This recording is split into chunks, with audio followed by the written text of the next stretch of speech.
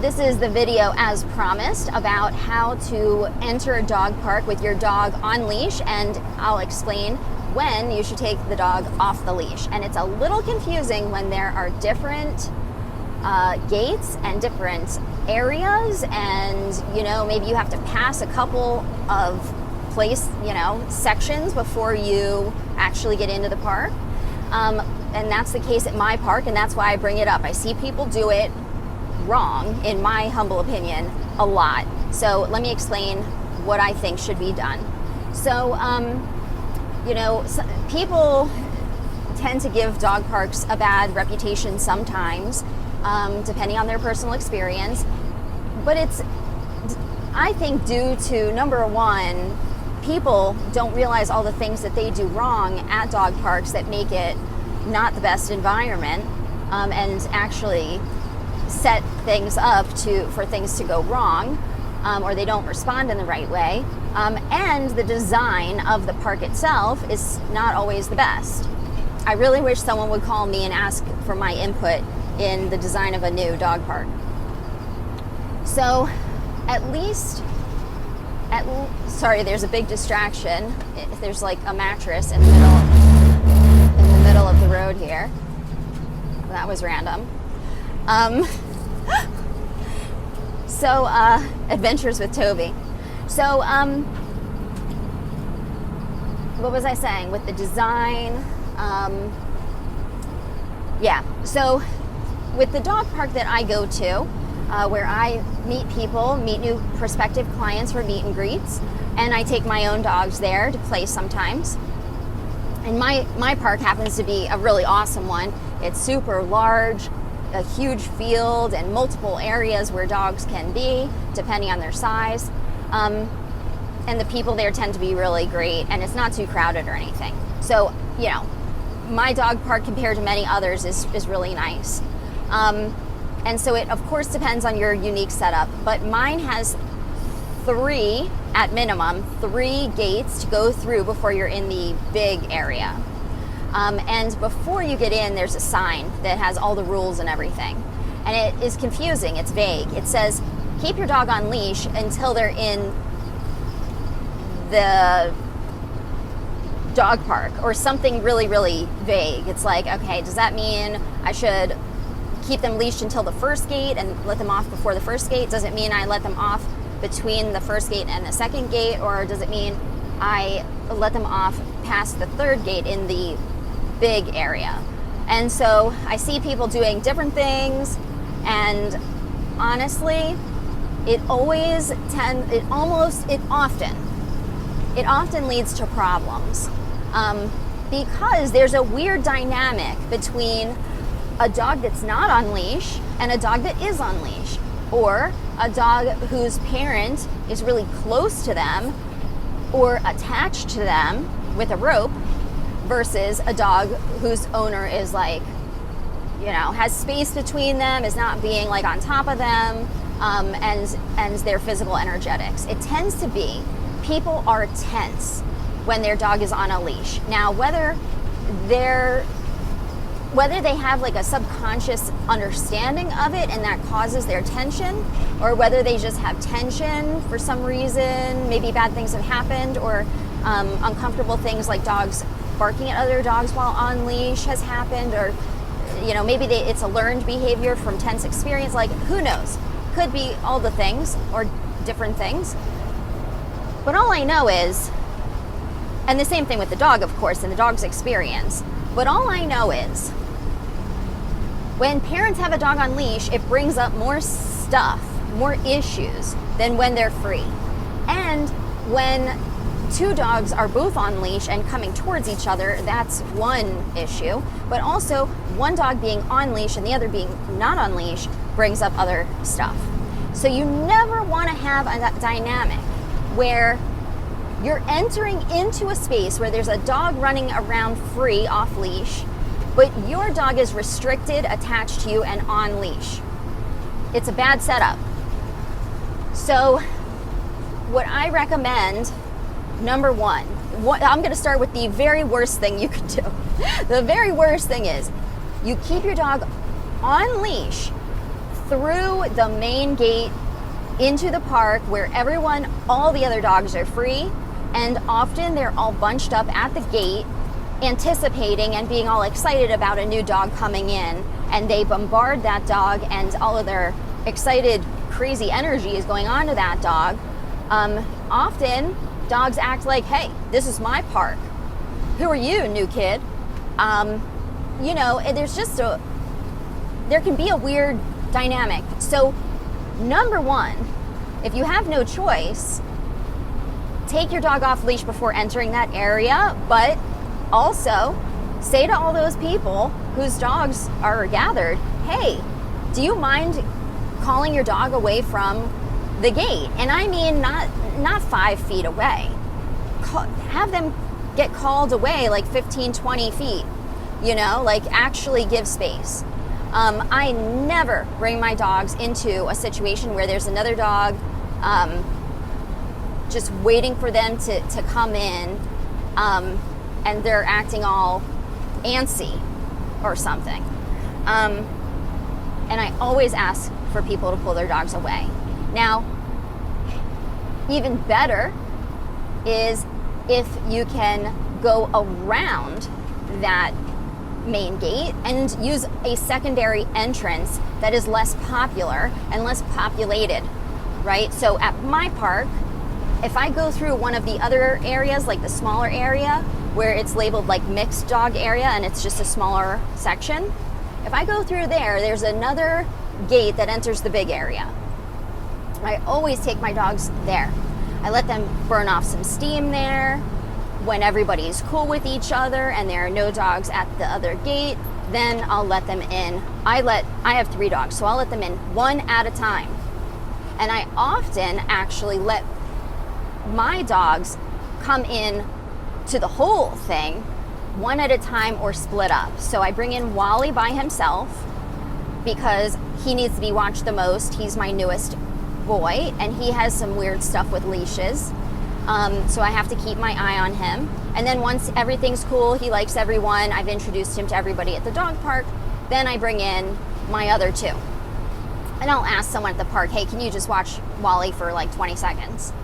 And then I bring in Raven and Jonah. But my point is, if you can bring them in through a different entrance, great. A less used entrance, great. Same rule applies, don't let dogs bunch up there. And if you can let them burn off some steam prior to going in, even better. Now, the next option that's even better than that is to let them off leash at the second gate. So the second gate that's coming into the courtyard with water. There's a water fountain. So that's what I do. I keep them on leash through the first gate, and then there's like a 5-foot area before the second gate. That's where I take them off, between the first gate and the second. And then they're completely off leash to enter into the courtyard area that's like 15 feet with the water fountain. I do everything in my power not to come in when dogs are also coming, other dogs are also coming in. I do my best not to come in when other dogs are leaving.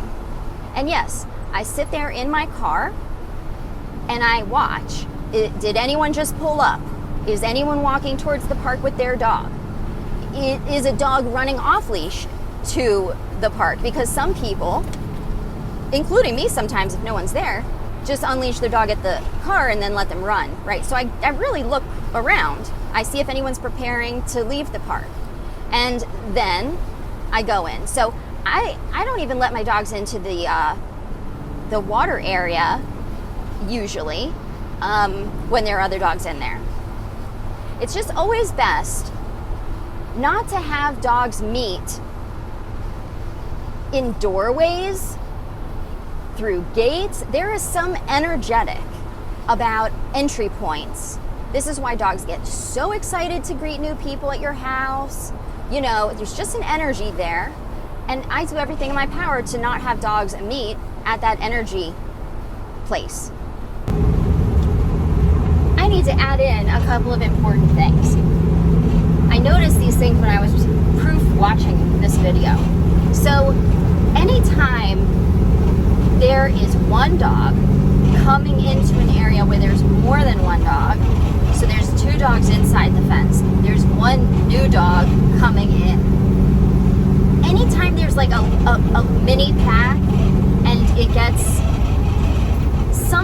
most of the time worse, the more uneven the ratio is. So the more dogs that are bunched up together and they are like acting like a pack, and they are welcoming a new dog, it's bound to create discomfort oftentimes. So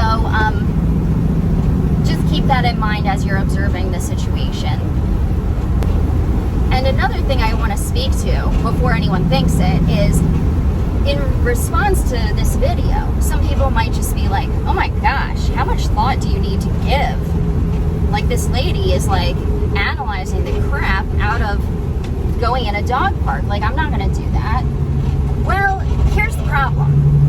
People don't give any thought to walking in a dog park. And there's a lot of stuff going on with our dogs that we are just too self-absorbed to notice. We're too stuck in our phones to see it or hear it or feel it. We're too unaware of our own selves to take notice of how we contribute to situations with our dog. I mean, really, what's needed here is, yes, we need to care and be more attentive to how we set things up, observing the scene before we walk into it, waiting for the right time. I mean, really, if people could notice the importance of thinking about things, and we would have less problems. But also, once you get into a new routine, you're not going to have to think about it. I mean, yes, I'm still like looking around and noticing things, but I'm not like thinking about it. I'm just like, all right, I'll go in when I don't see anyone, and then I don't see anyone and I go in. I have the habit of going in a different gate, so I don't think about it. But yes, it requires more thought than we currently give, and that might take some adjusting. And the other thing I'd like to add in is I consider very deeply how I bring in my 3 dogs. If you have multiple dogs, yeah, I analyze this and set it up properly. If I were to bring in my other 2 dogs before Wally, their excitement about being in a new place, and then Wally, his fresh new energy, if I brought him in a couple minutes later, his fresh, crazy energy, he's just going to feed off of his siblings. And it's more likely that I'm going to see something I don't want to see, If I were to bring him in with Jonah, then he would take his excitement energy and place it onto Jonah in a way that I don't like. If I brought him in with Raven, she's a bossy boss, and her barking, because she's very talkative, is gonna make him even more crazy. So I bring in Wally first by himself. So there's no energy to feed off of. There's no pack mentality going on.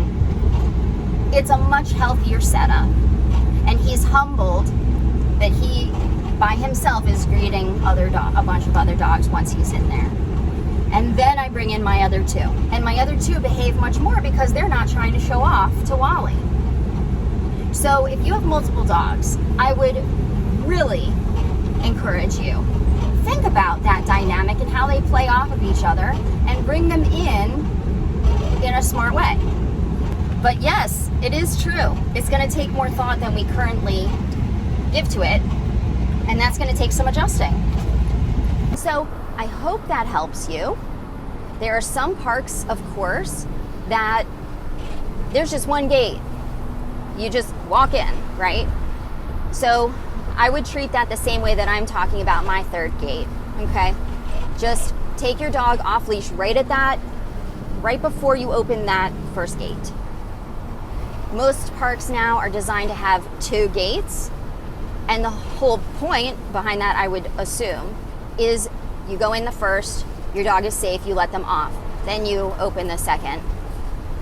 So I hope this helps somebody out there. I know there's a lot of people that are confused, and I just want to make dog parks, which people utilize because they may not have as many options as I have to do off leash and do adventures and all that stuff, and it's just part of their lifestyle to go. I just want dog parks to have a better reputation. I want less incidents there. I want people to feel less stressed when they're there. I want them to know some good protocol, and all that will just result in everybody having a good time. So drop me a comment if you have a question about any of that, and drop a comment if this helped you, because I have no idea. I have no idea if this helps people unless people tell me. All right, well, have a great day. And also comment if you try this technique and it's new for you, if you try it at your park and it really shifts dynamics and really changes things for the better, tell me.